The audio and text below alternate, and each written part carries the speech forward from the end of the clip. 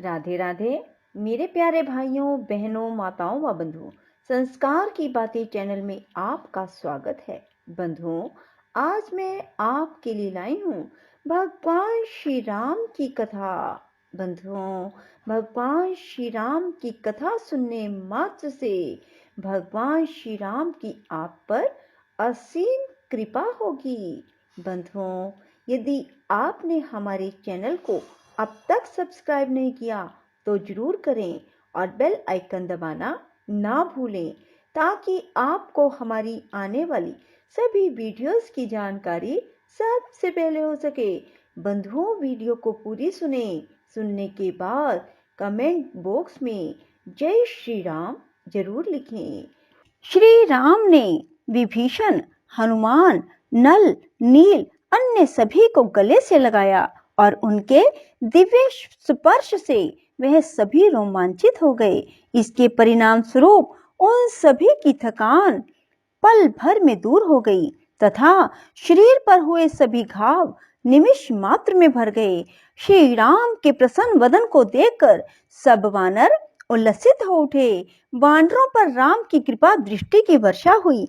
इसी बीच मेघनाद की पत्नी सुलोचना के पास उसकी दासी दौड़ती हुई आई और सुलोचना को उसके पति की मृत्यु का दुखद समाचार सुनाया। रावण ने कहा, अभी तक मेरा विश्वास था कि यह लघु कार्य मेघनाद या कुंभकर्ण द्वारा पूर्ण किया जा सकता है, किंतु अब मैंने अपने नेत्रों से उनके पराक्रम की असफलता देख ली। मैं बहुत लज्जित हूँ। मेघनाद वानरों के आक्रमण से मर गया। वानरों द्वारा मरने वाले वीर योद्धा होने का दावा कैसे कर सकते हैं? रावण ने सुलोचना को धैर्य देने का प्रयत्न किया। उसने कहा, आदरणीय नारी, तुम दुखी मत हो। तुम मुझे इस प्रकार का पराक्रमी मत समझो। मैं कुछ समय में ही तुम्हें शांत कर दूंगा। तुम रणभूमि में मेरा घोर पराक्रम देखना। जिन्होंने तुम्हारे पति का वध किया है, मैं उन सभी के सिर काट कर अपने साथ ले आऊंगा, इसमें कोई संदेह नहीं। इस प्रकार रावण ने सुलोचना के समक्ष आत्म प्रशंसा की एवं गर्व से फूल गया और गुस्से से लाल पीला हो गया।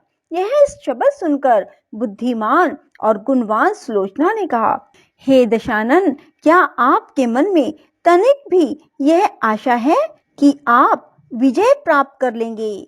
आप भ्रम के गहन अंधकार में पतित हैं। मैं अपना क्रोध और निराशा इतने समय से निगले रही क्योंकि मेरे विचार से ससुर का विरोध करना उचित नहीं था तथा इस विषय में आपको समझाने का प्रयत्न करना भी व्यर्थ था।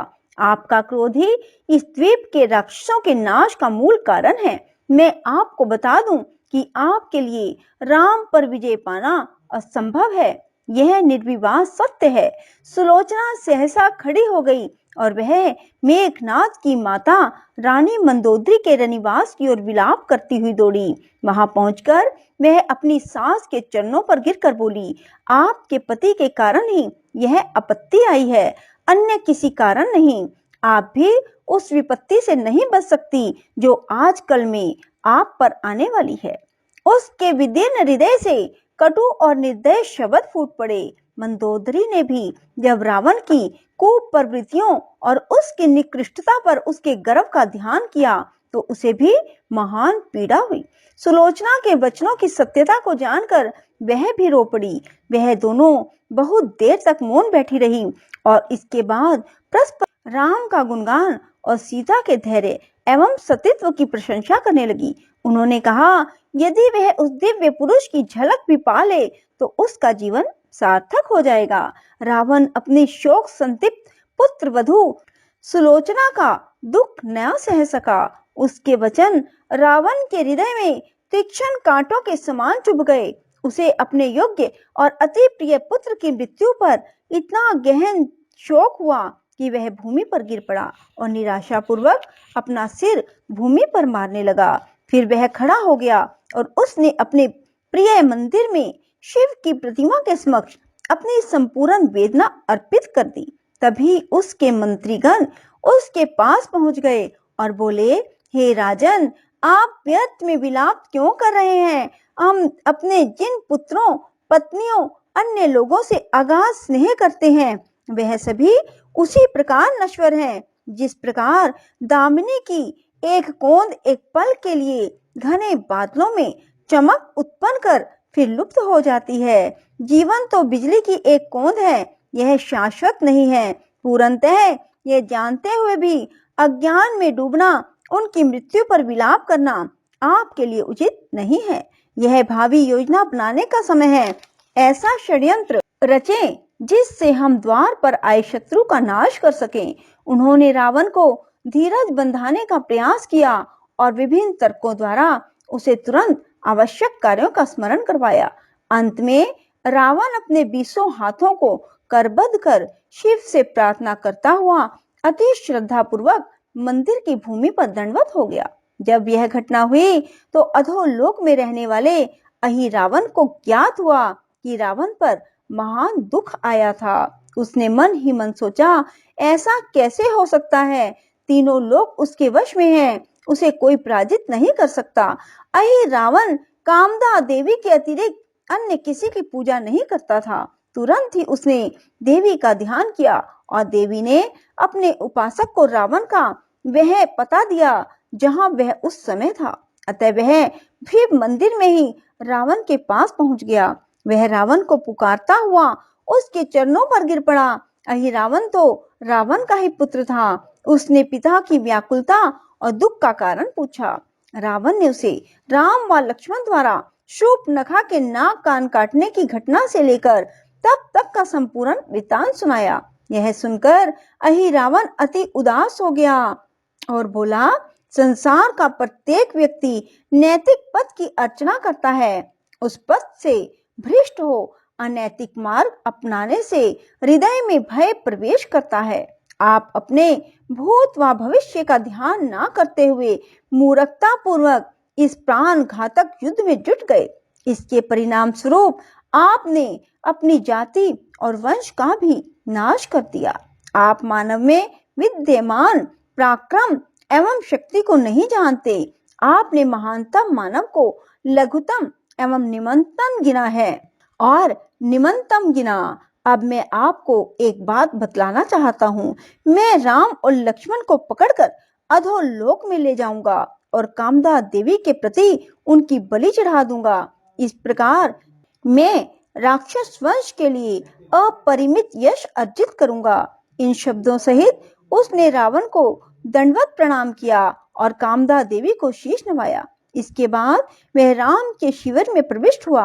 उसने असाधारण रहस्यमय शक्ति द्वारा चारों ओर अंधकार उत्पन्न कर वानरों में प्रगाढ़ तिमिर फैला दिया।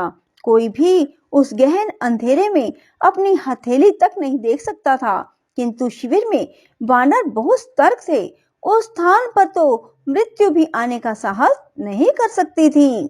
रक्षक हनुमान ने अपनी पूंछ अत्यधिक लंबी कर शिविर के चारों ओर उसे कई घेरों में लपेट लिया, जिससे उन घेरों से एक दृढ़ पर्वत के समान ऊंचाई बन गई। उस दुर्जय दुर्ग में प्रवेश पाने के लिए एक ही द्वार था, जिस पर हनुमान स्वयं बैठे थे।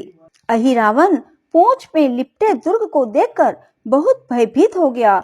वह इस सुरक्षा प्रबंध को देखकर कोई चाल नहीं चल सका। इसके बाद उसे एक युक्ति सूझी। उसने विभीषण का रूप धारण कर लिया और द्वारपाल हनुमान से बोला, मित्र, मुझे राम के पास जाना है। मैं उन्हीं की स्वीकृति से संध्या वंदना करने शिविर के बाहर गया था। मैंने वह अभी अभी समाप्त किया है। यदि मैं अविलंब भीतर नहीं जाऊंगा तो मुझे राम के आदेश का उल्लंघन करने का पाप लगेगा। अतः मुझे शिविर में जाने दो। हनुमान ने उसके वचन सुनकर उसके रूप को देखकर उसे विभीषण ही समझा। उन्होंने उसे शिविर में जाने दिया। उसने देखा कि नल, नील और सुग्रीव दोपहर के भीषण संग्राम से थके हुए होने के कारण गहन निद्रा में सो रहे थे। राम भी अपने भाई लक्ष्मण का हाथ अपने हाथ में थामे सो रहे थे। राम विभीषण के उस मिथ्य रूप से अनभिज्ञ नहीं थे। मानव रूप में अवतार लेने का उद्देश्य था पृथ्वी पर संपूर्ण राक्षस जाति का नाश करना। यदि रावण के वंशज पाताल में भी जीवित रह जाते तो राम का कार्य अपूर्ण रह जाता। इसलिए उन्होंने ऐसा प्रदर्शित किया कि मानो वह अहिरावण की चाल से अनभिज्ञ थे। कोई भी राम की लीला नहीं जान सकता। वे स्वयं ही जानते हैं कि किसका कहाँ कब और किस ढंग से नाश करना है। वह अपने ही ढंग से निज निर्देश अनुसार नाटक करते रहे। राक्षस ने वह मोह मंत्र पढ़ा जिससे किसी को मोहित कर मूर्छित किया जाता है। उसके कारण कपि नायकों को गहन निद्रा आ गई। इसके बाद वह राम व लक्ष्मण को बांधकर पाताल लोक ले गया। बोलो श्री राम भगवान की जय हो। राधे राधे। जय श्री कृष्णा। बंधुओं, यदि आपको हमारी वीडियो पसंद आए तो इसे लाइक करें और शेयर भी जरूर करें। धन्यवाद।